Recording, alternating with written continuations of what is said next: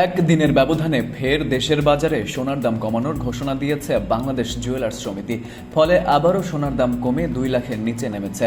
বৃহস্পতিবার বাজুসের এক বিজ্ঞপ্তিতে জানানো হয়, প্রতি ভরিতে সর্বোচ্চ 2,613 টাকা পর্যন্ত কমানো হয়েছে সোনার দাম।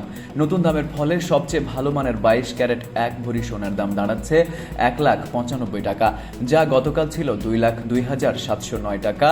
নতুন এ দাম আজ থেকে কার্যকর হবে। সংগঠনটি জানিয়েছে, স্থানীয় বাজারে তেজাবি সোনার দাম কমায় সোনার মূল্য সমন্বয় করা হয়েছে। তবে মূল কারণ হচ্ছে বৈশ্বিক বাজারে সোনার দাম কমেছে। আন্তর্জাতিক বাজারে প্রতি আউন্স সোনার দাম $4,000 অবস্থান করছে।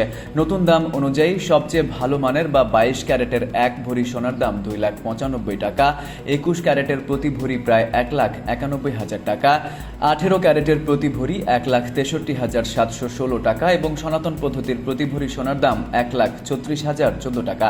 সোনার দাম কমানো হলেও অপরিবর্তিত আছে রূপার দাম।